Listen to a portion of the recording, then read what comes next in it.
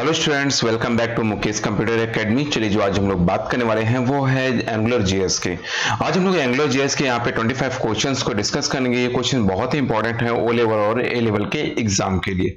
तो टाइम को वेस्ट न करते हुए और चलिए हम लोग यहाँ पे स्टार्ट करते हैं। देखिए, सबसे पहले क्या लिखा है, angular JS is Angular JS क्या है? जावा फ्रेमवर्क है, जावा स्क्रिप्ट फ्रेमवर्क है, एचटीएमएल फ्रेमवर्क है या एसक्यूएल फ्रेमवर्क है। तो मैं बता दूं कि जो एंगुलर जेएस है ये हमारा जावा स्क्रिप्ट का फ्रेमवर्क है। तो इसका जो सही आंसर है वो आंसर नंबर बी बिल्कुल करेक्ट है। चलिए अगला क्वेश्चन देखते हैं। क्वेश्चन नंबर 2 क्या करा है।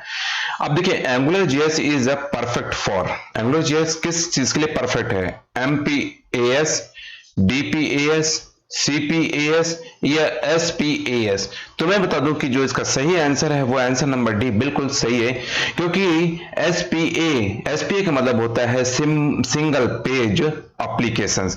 हम लोग जावा स्क्रिप्ट में और एंगुलर जेएस की मदद से जो है सिंगल पेज एप्लीकेशंस को डिजाइन कर लेते हैं, इसलिए यहाँ पे एसपीए का फुल फॉर्म होगा सिंगल पेज एप्लीकेशंस। चलिए अगला क्वेश्चन देखते हैं। क्वेश्चन नंबर 3 क्या कह रहा है कि choice the incorrect angular JS filter. इसमें से कौन सा इनकरेक्ट फिल्टर है?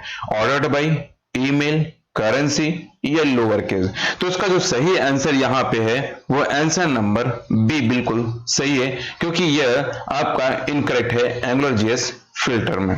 चलिए अगला क्वेश्चन देखते हैं। क्वेश्चन नंबर 4 क्या कह रहा है, who is the father of angular JS. Angular JS के फादर कौन है? मैस्को, हैवरी या ब्रैड ग्रीन या माइक एडम्स या एडम्स एंड ब्रोजनी।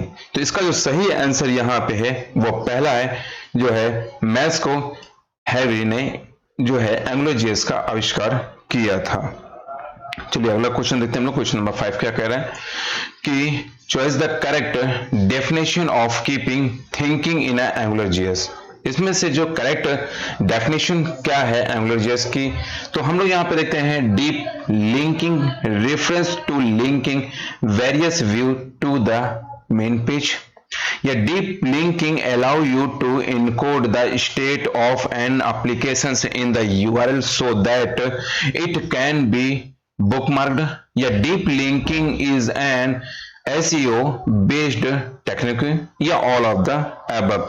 तो जो इसका सही आंसर है वो आंसर नंबर बी बिल्कुल सही है, क्योंकि हम लोग यहाँ पे डीप लिंकिंग करेंगे और इनकोडिंग करेंगे और उसके साथ साथ हम लोग एक एप्लीकेशंस को डिजाइन करने के लिए यूआरएल की भी जरूरत पड़ेगी और वो यूआरएल एक कंप्लीटली बुकमार्क होना चाहिए। चलिए अगला क्वेश्चन देखते हैं। क्वेश्चन नंबर 6 क्या कर रहा है, एओटी स्टैंड फॉर है। एओटी का फुल फॉर्म क्या होता है? देखिए, एंगुलर ऑब्जेक्ट टेम्पलेट या ए हेड ऑफ टाइम कंपाइलेशंस, या यहाँ पे बोथ ए एंड बी या नन ऑफ द अबव। तो इसका जो सही आंसर है वो आंसर नंबर बी बिल्कुल सही है, ए हेड ऑफ टाइम कंपाइलेशंस। चलिए अगला क्वेश्चन देखते हैं। क्वेश्चन नंबर 6 क्या कह रहा है, सॉरी 7 क्या कह रहा है, विच decorated is used for configuring module class, azure ng app, azure ng module, या both a and b are दोनों ही करेक्ट हैं, या none of the above। तो इसका जो सही आंसर है वो आंसर नंबर बी बिल्कुल सही है, क्योंकि ng मॉडल जो है वो क्या करता है, डेकोरेट करता है। जो भी कॉन्फ़िगरिंग होता है क्लास की उसको डेकोरेट करने के लिए हमें इसकी जरूरत पड़ती है। चलिए अगला क्वेश्चन देखते हैं। क्वेश्चन नंबर 8 क्या कह रहा है, to detect change in the Angular 2 project, which of the following is used? Zone.js, Scope.js या Jones.js या Zone Currency.js। तो देखिए, इसका जो सही आंसर वो आंसर नंबर ए बिल्कुल करेक्ट है। Zone.js का यूज यहाँ पे हम लोग करते हैं और जिसकी मदद से यहाँ पे चेंज कर लेते हैं किसी दो एंगुलर जेएस के प्रोजेक्टों को डिटेक्ट करना है। तो चलिए अगला क्वेश्चन देखते हैं यहाँ पे, विच of the following is not a features of angular JS. जो हमारा एंगुलर 2 है उसका कौन सा फीचर नहीं है यहाँ पे? Type casting, type script sorry, multi thread या कंपोनेंट्स, या यहाँ पे सर्विस। तो इसका जो सही आंसर यहाँ पे क्या है, इसका आंसर है बी। यहाँ पे मल्टी थ्रेडिंग नहीं है इसका ऑप्शन, यहाँ पे ये फीचर्स इसमें अलाउड नहीं किया जाता है। चलिए अगला क्वेश्चन देखते हैं। क्वेश्चन नंबर 10 क्या कह रहा है, on which of the type of component can a custom directive to created, अब एट्रीब्यूट, एलिमेंट, डायरेक्टिव्स, सीएसएस या ऑल ऑफ द अबव। तो जिसके सभी के सभी यहाँ पे कंपोनेंट हैं वो क्या हैं, ऑल ऑफ द अबव है। चलिए अगला क्वेश्चन देखते हैं। क्वेश्चन नंबर 11 क्या कह रहा है, choice the valid AngularJS expressions. इसमें से कौन सा वैलिड एक्सप्रेशंस है, कर्ली ब्रैकेट, स्मॉल ब्रैकेट, 2+2, यहाँ पे केवल कर्ली ब्रैकेट का यूज किया गया, यहाँ पे डबल कर्ली ब्रैकेट का यूज किया गया, यहाँ पे डबल स्मॉल ब्रैकेट का यूज किया। तो मैं बता दूं कि जावा स्क्रिप्ट में तो हमारे काम चल जाता है, बट AngularJS में हम लोग जो है डबल कर्ली ब्रैकेट का यूज करते हैं एक्सप्रेशंस के लिए। चलिए अगला क्वेश्चन देखते हैं। यहाँ पे क्वेश्चन नंबर 12 क्या कह रहा है, which decorates is used to make a class a service. यहां पे हमें डेकोरेट करना है अगर क्लास की सर्विसेज को, तो हम लोग यहां पे क्या करेंगे, इंजेक्टेबल, कंपोनेंट, सर्वर या इंजेक्टर। तो जो इसका सही आंसर है वो हमारा है पहला, यहां पे इंजेक्टेबल का यूज यहां पे करेंगे। चलिए अगला क्वेश्चन देखते हैं। नेक्स्ट है क्वेश्चन नंबर 13 क्या कह रहे हैं, विच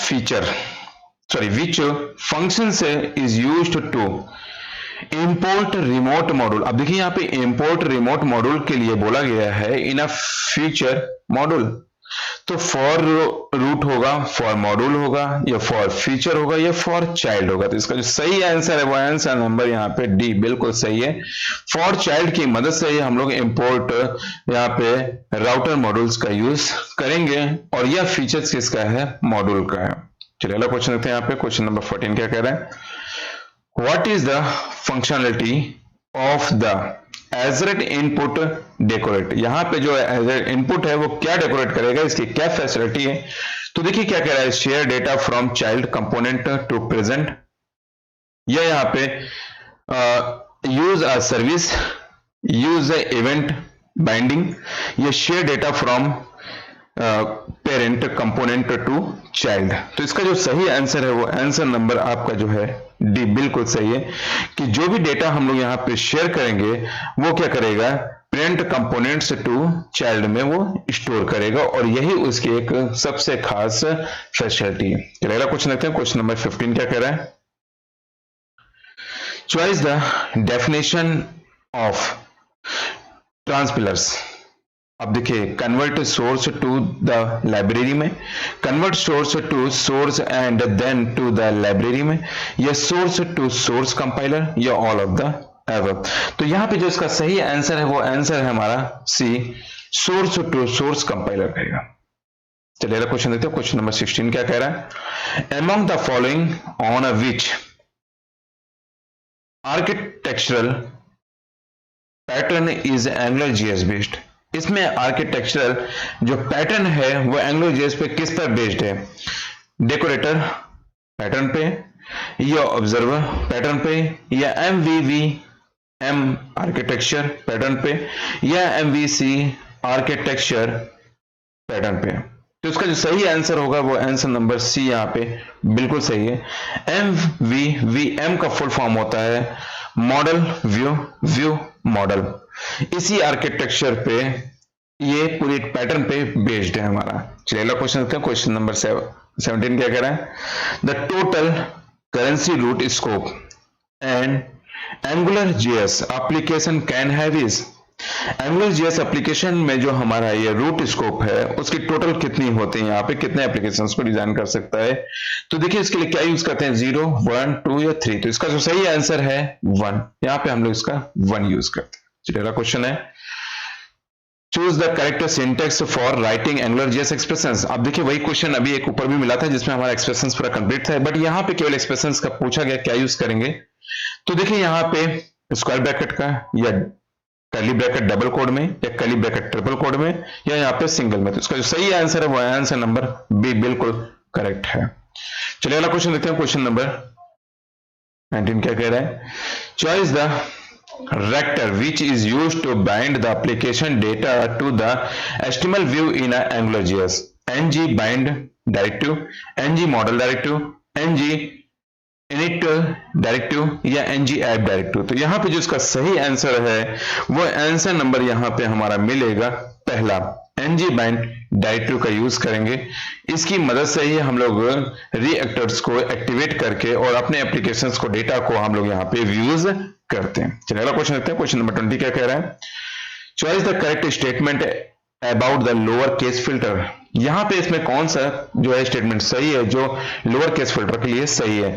तो देखिए, it is a functions that takes text as input, या the lower case filter convert a text to lower case text, या बोथ एंड बी, या नन ऑफ द अबव।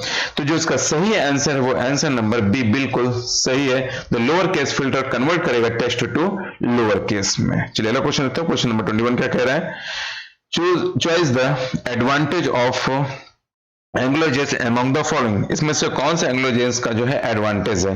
तो देखिए, इट प्रोवाइड रिजॉल्व कंपोनेंट, या it uses dependency injection and makes use to separations of concern, या it is until testable, या all of the above. तो जो इसका सही आंसर है यहाँ पे वो हमारे सभी हैं। इसके हमारे ये जो तीनों के तीनों हैं ये पूरे के पूरे हमारे ये एडवांटेज हैं एंगुलर जीएस के। चलिए अगला क्वेश्चन देखते हैं। क्वेश्चन नंबर 22 क्या कह रहा है? The functionality of angular controller in the application is, an angular controller is used for displaying the data, या an angular controller is used for controlling the data, या यहाँ पे both A and B, या यहाँ पे none of the above। तो देखिए, दोनों ही क्वेश्चन सेम, ऑप्शन सेम से मिल रहा है, बस यहाँ पे डिस्प्लेइंग कर रहा है, यहाँ पे कंट्रोलिंग कर रहा है। तो जो इसका सही आंसर यहाँ पे है वो आंसर नंबर आपका जो है बी बिल्कुल सही है, कि एंगुलर जीएस जो है वो कंट्रोलर जो है कंट्रोलिंग करता है एप्लीकेशन को। तो इसका जो सही आंसर होगा, N angular controller is used for controlling the data के लिए। चलो अगला क्वेश्चन देखते हैं। क्वेश्चन नंबर 23 क्या कह रहा है? The syntax used to create a module in Angular JS is. अब एंगुलर जीएस की क्या यूज करेंगे? मॉड्यूल ऐप स्क्वायर ब्रैकेट का, या यहाँ पे variable my module angular JS dot module का, या var my module is equal to my module, या नॉन ऑफ द अबव। तो इसका जो सही आंसर है वो आंसर नंबर ए बिल्कुल करेक्ट है।